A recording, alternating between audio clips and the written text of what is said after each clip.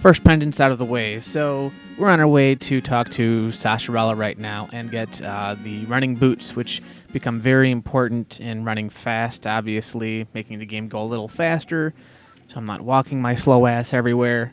And the boots are also helpful for getting the getting the book that we need to get into the Desert Palace. We need the boots for that, as well as crashing into the walls. If you notice that back wall back there that's got a crack in it, those walls that have like the circle around them, you don't actually have to use bombs. You can crash right into them, as I just did.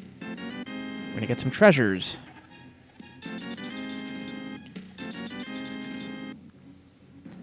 I'm in the money. Link's pimpin'. So, some people who play this game, I mean, they just want to get to the next castle, and that's probably how the speed runs are done, is those guys don't worry about getting all the treasures. They just go from castle to castle, and that's fine if you're insane. But I like to take my time, get my treasures, make the quest a little easier by finding some of them things. So, looks like the first place I'm going to go now, I'm going to the witch's hut, where I dropped off the mushroom before. I don't remember if I dropped that off or not. We'll check. Check my inventory. Yeah, screw these big purple guys. Yeah, arrows are for pussies. I like to use signs.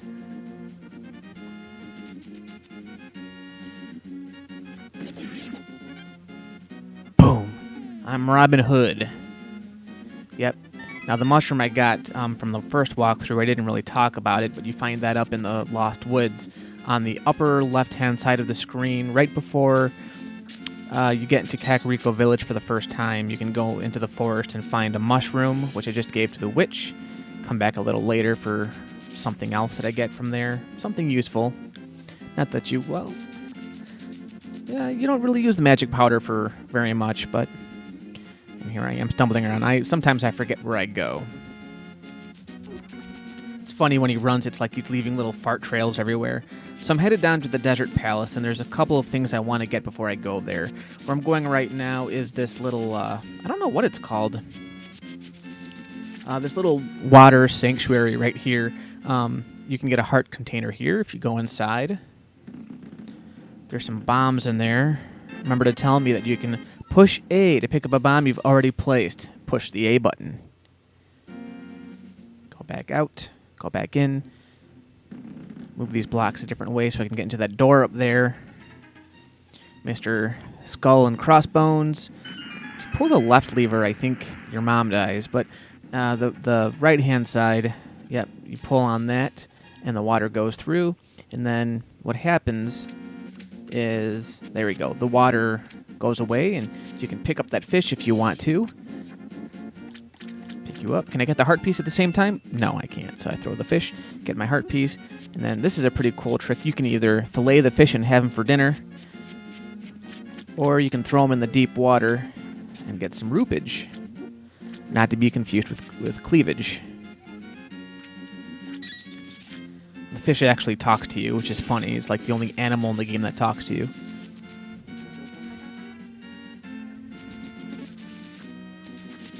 Yeah. Get away from me. All this crap. I've got shoes now. I don't need any of this crap. I can just run past everything. Now I'm in the desert. And there's another heart piece up here, which brings my total to 6 heart pieces now that I'm going to have to get. I never talk to anybody in this game either. Like, when you're a beginner and you first play this game, they might give you some neat tidbits. But, yeah, I say, screw you. I don't talk to you guys. You guys are going to kill over and die soon anyway. There we go. Walk back. We'll do the moonwalk into my cave and get my next heart piece. All right. Now we can finally go to the castle. The Desert Palace. The Desert Palace of Doom. Because we're all doomed, according to Crazy Ralph. Oh, can I go there yet? Yeah. Damn, seeing that book, you know what I forgot? I forgot to get the Book of Medora. That's usually the first thing I get. I played this game so many times, and yet I forget the book. It's like the Book of the Dead. You need it to get into Castle 2. Can't lift up rocks yet. So yeah, I'm in desperate need of this book. I need this book. And the book it has its uses, but not really. You can use it to get a couple of medallions later in the game that are not actually integral to playing the game, and you need them to get into the second castle, but you can't use it as a weapon, so it's almost a useless treasure you need. Come on, guards. And guard. So, up here, you go into the library in Kakariko Town,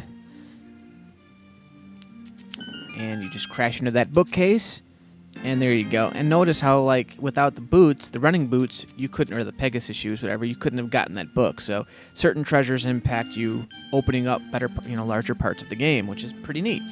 Staple of these games.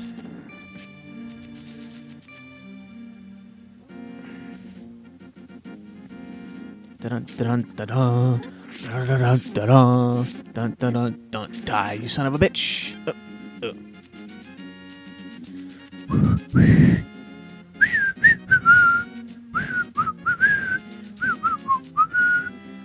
Oh, sorry. My grandma's on fire.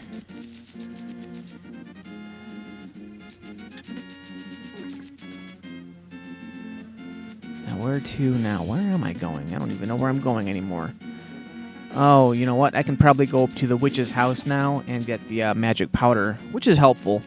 There are those little skull and crossbone guys that you can't kill. If you spray the powder on them, you get a fairy when you need them. So that's pretty sweet. You get that. I'm on my way. Might as well get everything now. Go inside. And I'm going to steal this guy's bag. There we go. Give it to me. It's mine. Yeah. This guy talks to you and he fills your life up. Get my little half heart filled up. Why not? I'm here anyway. It's free.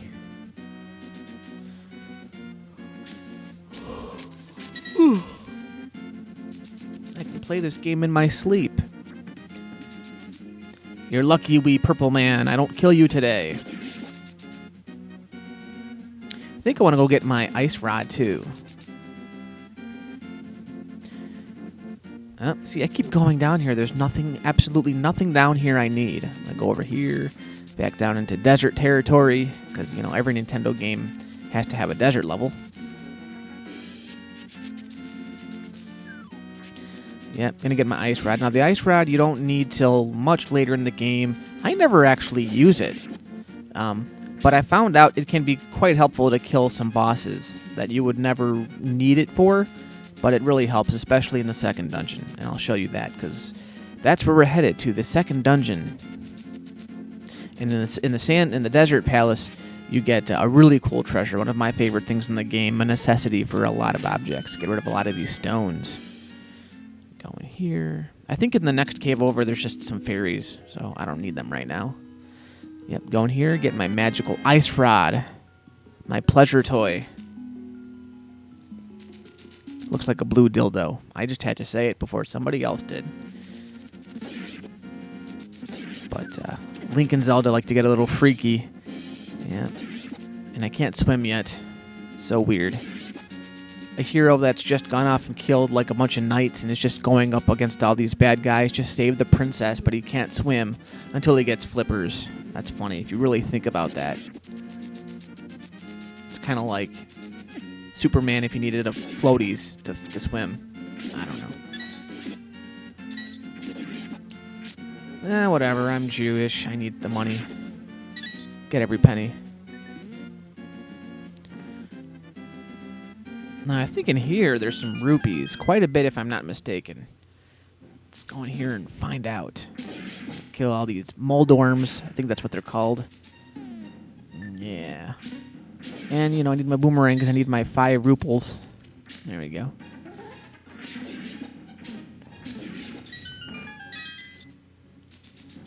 There we go. Yeah, quite a bit of rupees. Go in here. And, yeah, this guy. Now, this guy's a thief, and he just gives you money. It's weird. I almost feel guilty taking it because I don't know what poor bastard he robbed to get that. Or are you robbing him? I mean, you come into his place with a shield and a sword. Are you holding him up? These are good questions. All right. Dun, dun, dun, now we're going to the second palace. Dun, dun, yep. You can't catch me. I'm Robin Hood. I'm just auditioning for Link. Take it, thief. And he gives you a heart. It's funny. Yeah, that's right. Run away! Alright, just hit the cactus. Mr. Sandman. These guys are worthless. You don't see them. They're not threatening, and you don't see them again except for in the desert. They're just worthless. I guess they were just put there so that you'd have somebody to fight in the desert. So you read your book. You say the prayer for wine. Baruch atah Adonai Eloheinu melech haolam. And there we go. It moves the snake heads around so I can get through. Ah, that's sweet. This dungeon is probably one of the less impressive dungeons. It's pretty simple. It can be a little labyrinthine at times. After this dungeon, they get a little more creative. The first two, though, they're a little slow. But they're all fun. I mean, you know. These robot guys with the one eyes, watch out for them. Because they suck. Get my hearts. Ooh, bump into walls. What am I, Mario? Going here. Alright. The enemies in this level, too, are pretty easy. You'll see the one-eyed monster knights again. Doing nothing, really, because they're easy now that I've got the bow. They're just super easy. I can even throw vases at you guys. There we go. I think that's the map in there. I never used those, really. The only dungeon I really ever used the map for on occasion is the Ice Palace. And like I said, I've played through this game so many times that I can pretty much do that even without any help.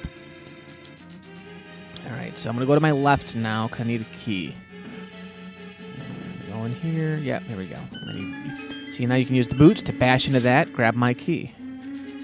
I hate these guys. They're pretty easy to evade, but it's really annoying when you get hit because it, like, knocks you back, like, several inches. And some rooms put several of them in one room, and that sucks. I love how you can hear sound effects coming from other rooms, though. That's pretty sweet. I did that by accident. Okay. Moving on. There's the door with the key. Go in there. Yeah, this guy's a pain in the butt. Got my compass. A lot of things in this game have one eye. Yep. Alright, go up there. Mythology plays a big part in these games. Got my master key already. This is probably one of the smallest dungeons in the game. Pretty straightforward. It's got two parts, though. This dungeon actually has... I'm in the first building, and then when I get the big treasure, which you'll see in a minute because I got my master key, there's a second building I got to go over. Not a big deal. It's still a very small dungeon in comparison to some of the other ones. Some of the Dark World dungeons, my god, are huge. Okay, going here. Just a bunch of crap I would like to have. Open the doors. Mr. Laser Man. There we go. And here I get my power glove. Now this is sweet because now I can lift up heavy rocks and stuff. So once again, it's one of those treasures you really need, and you can get access to all kinds of cool stuff, including the hidden ruby room, which is essential to getting and buying stuff in this game and not having to look too hard for rupees. And I don't know any other Zelda game, really, where it's so easy to find rupees, which is a good thing, I think, because I like finding rupees and buying stuff. Of course, then you've got thieves that just give me rupees. Because Link, he's a mad pimp. Anyway. Rambling on like I know what I'm talking about. Go in that door. I think there's just fairies in there, too. But I think my bottles might be all full. Because I'm good and I haven't used any yet. Yeah, screw you. Don't even waste my time. And I'm going out into the sunlight. The light! The light hurts me. Going out. Now to the bottom here, you get your next heart piece. That's number 7. One more and I get another full heart container. So sweet. Now, there we go. Second building. Move the rocks and I'm there. And again, we'll be to the boss in a few minutes here. Ow! See what I mean? Full heart container. I hate these rooms with the flying tiles. They're annoying. Sometimes you have to fight them off, and the door won't open until you fight all the tiles off. That room, you just needed to find the key, but it's always annoying. And some of these rooms can get quite redundant, just like my commentary can get redundant. There we go, yeah. There we go. You know, when this game first came out, you'd be like, what the hell do I do here? Why would I light torches in the light? You'll see soon why. Get some magic. Yeah, now they put a bunch of these freaks in one area. See? Ugh, I hate these guys. Your mother. There's a key in here too. Some more of the flying tiles. And my welcome mat. Now, there's a dead end here. What do I do? I have no idea. Just a one-eyed guy. 1, 2. He's dead. And my torch. And watch. 1, 2, 3, 4. Oh, look at that. Now, for Super NES, this was pretty freaking awesome. It actually shows the whole room opening up. That's pretty sweet. And there we go. And here I am at the boss. Now, this is something you might not know about, but it's easier. If you have enough magic powder, you can deal it a lot of damage. Just 2 hits with your ice rod will get these guys down. Of course, I'll probably run out. It can be kind of tricky. But see, 2 hits. He's dead. He's dead. And I missed with him. So now I gotta use my sword, but that takes care of the first 2. So, kill that guy. There we go. Yeah, that's the best strategy, is just wait for them to come up and then use your spinning sword attack. You'll get them in no time. Easy peasy. Easier than the first boss, I think, for the most part. There we go. And boom. I got my second pendant. Got my second pendant. Got my second pendant. You're tired of hearing that, aren't you? Okay.